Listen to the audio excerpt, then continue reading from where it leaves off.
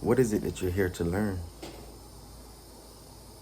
Because there's only one thing that I'm interested in teaching and talking on. So if it's something else that you're coming for, it's probably best that we identify what it is, and I'll even help you find a channel that supports what it is that you're on the hunt for, that will lead you back to the same discontentment that you started with. And one day, you'll come over here when you're ready. What is it that we teach? Because it's not the comparison of the works of myself to the works of another who lived in the past. It's not the false sense of comfort of a coming Messiah or a coming Savior that will one day come and end my chaos. It's not formulas, it's not methods, it's not mind tricks, it's not positive thinking. It's not the manipulation or the attempt to manipulate universal laws that operate as an iron rod through the universe and universes that exist. We are learning and teaching the full dismantling of the ego, the full separation of truth, love, from fear and lies and illusions. We are looking at the transcension beyond the fallen field of shadows and reflections, a complete renewal of mind that extends to our bodies and introduces us to the true beauty of the soul. We are looking at the discovery of new terrain. Nothing here should be familiar. Nothing here should be comfortable. Just the remnant that you once had experienced something of this nature at a time that you can't genuinely recall. Because truth is embedded in us all. So as you hear truth, the echo of its remnant that lies dormant in you cries out in confirmation of the truth that was presented to you. But you have to be mature enough, you have to be wise enough to know when your suspicions and your assumptions are talking, when your illusions and your legion of voices are talking, when your ego has gotten in the way, and your ego is trying to convince you of a lie that you have allowed to penetrate your mental or something that just seems to be a certain way based on your perception. We're looking at the transcension of all of those things. Even for those who are convinced that they want to change, we have to be realistic and honest about the way we as humans who are experiencing the exodus from the dark and from the illusionary world of fantasy that we built for ourselves approach change. We have to be honest with ourselves and acknowledge how selective we can be with the things that we are willing to acknowledge and correct. There is an inner blindness to some of my dysfunction and some of my ways that I must first learn to see everyone in front of me as an expression of me so that I can see the full truth of myself. Because some things I won't allow myself to see. Nothing should be comfortable. Survival is all you and I know from birth. And now we learn that it's through the death of what is familiar to us that we experience true freedom and peace. If we stop for a second, and we could all agree that this path is something that we know very little to nothing of. But just like when you're developing any new skill or hobby, when you hit that wall in your development, you're in the right place. You're working on developing the right skills. You're making progress that is beyond the scope of what you can see with your natural eye. It's the place we most avoid. Here we master the unknown. The ego cringes and gives all the resistance that it can muster when presented an opportunity to evacuate the illusionary, comfortable zone that it has nestled itself in. So you ask, what is it that qualifies me to teach? Good question. Great question. I'm Source's teacher. And I know that rubs some of y'all the wrong way. It sounds a little arrogant, a little conceited to some. But do you know the criteria to being God's teacher? Do you know the criteria to being one sent from source to teach? That's what we're all doing. Whether you know it or not, every day that you open your eyes and you move throughout your life, as people around you are watching, you are teaching. You are either teaching them what to do and how to operate in truth, or what not to do and how to live in illusion and chaos. Anyone who has chosen to know truth embarks to share truth. That's how you know whether you've encountered truth or not. If what it is that you're searching, researching, and looking at all day is something that you can go without sharing with everyone that you come across, you're probably not looking at truth. Because when you experience the deliverance and the resurrection and atonement that comes with truth, in proper alignment with truth, it's something that you will desire for everyone that you encounter. Not out of an obligation to a creed or a code, but out of the love that knowing truth brings. Knowing truth brings you into an awareness of love that causes you to have the burning desire to share that love with others. You haven't had a burning desire to share out of love with others prior to now. You've only talked as if you do. You do nice things for other people, and you have terrible reactions to their lack of acknowledgement to the things that you did that you really didn't want to do. You sacrificed. You, one who had abundance and had all things freely given to them is under the impression that they reached inside of resources that they accumulated for themselves by the sweat of their brow and the toil of their hands. And they gave reluctantly to accomplish something selfishly for themselves. And you get upset with people and you say you did it for them. No. Truth allows you to extend love. Once you know that all things are yours because of your eternal connection and relationship with your Father and Creator, it's easier for you to go out and extend yourself freely.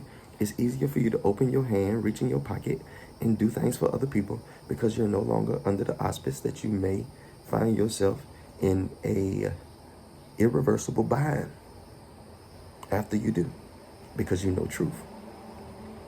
Before you knew truth, all you had was your ignorance, and in your ignorance you developed fears, and your fears caused you to experience a type of paralysis where you wanted to do a lot of things for people. You had great intentions for people, but your fear would capture you and cause you to be a weirdo along the way. I'm a student, and that's why I'm qualified to teach. Daily, I'm waking up and not under the impression that there's something in me that I have that's so important that when I speak, you should listen. But rather, I'm waking up and I'm learning. I'm developing. I'm growing. I spend time in meditation. I spend time with the eternal teacher that walks with us all. I've developed an ear to hear, an eye to see.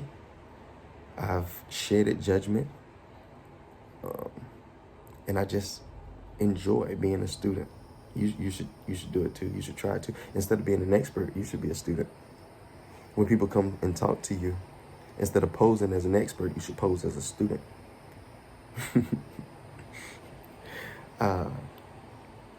Not learning to present myself as sufficient from an outside deity, waiting to spring a wrathful judgment on me unexpectedly, or learning to present myself as upright for you. I'm fully committed to the purpose of my initial arrival within the physical experience. I'm not worried about a pending judgment from an eternal God who may send me to a place of gold streets and mansions, or may send me to a lake of fire to burn with his ultimate enemy. All based on my performance inside of my physical experience, though he loves me before it began. That's insanity. That's nonsense. That's what we come from. That's what I come from. I come from the partnership of such insanity as that. And that's why I have a ton of grace for the crazy presentations that I bump into online, whether it's in the comment section or it's in somebody else's presentation. I am awakened from the dream of separation and renewing my mind daily. Without renewing my mind daily, I would find myself back asleep inside of the idea of separation. See, I'm awake from the illusion of separation, but I must renew my mind daily, tend to the garden, be present in the moment, to not find myself back asleep. Online, we talk as if being woke and being asleep is this one-time occurrence. But in the physical, you wake up and go to sleep every day. And spiritually, you've been waking up and going to sleep every day. And the only way for you to maintain your consciousness, your position in awake, is for you to renew your mind daily, so that what has awakened you can continue to stir you so that you can remain active. Which is why we come together and learn to see the truth of our illusions, to deal with them with the support of our brothers and sisters, you, me, we family.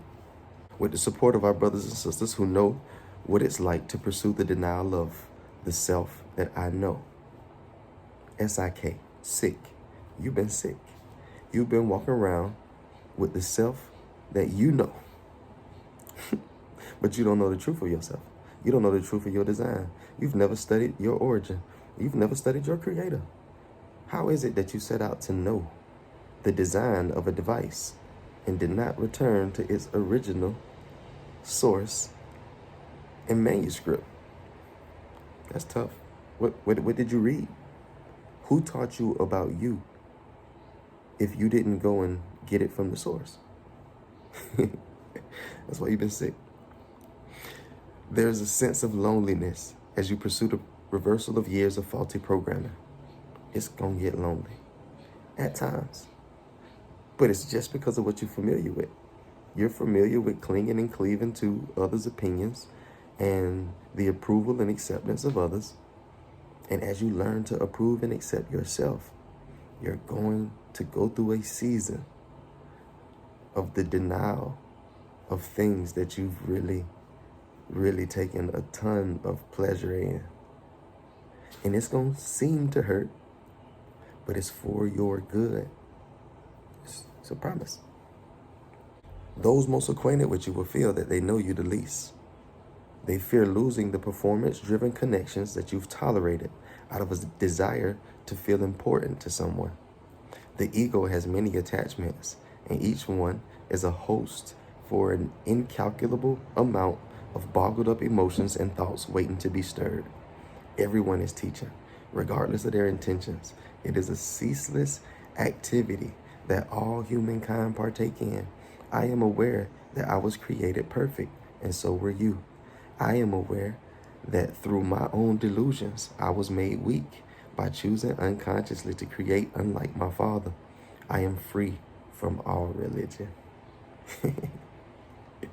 I have studied many different religions and see value and splendor in all of the tales and allegories that have been compiled over the course of time.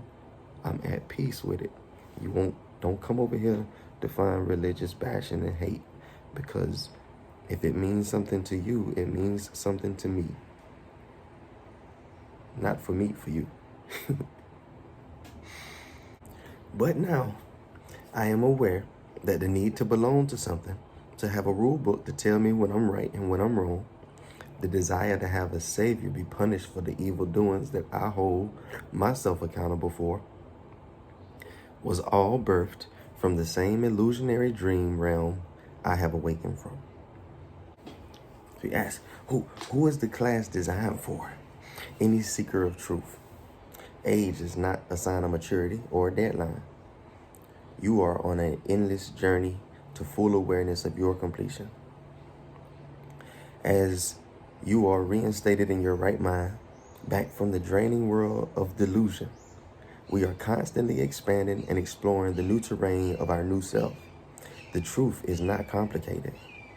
The truth is not complicated, but is only comprehensible to an ear and eye that has been tuned for it. The ego cannot interpret the secrets of self. They are far too contradictory to its harsh and critical nature. You won't like it here if you're looking to confirm what you're already believing. You're going to hate it. You won't enjoy it here if you're looking for a quick and convenient fix. You're going to hate it.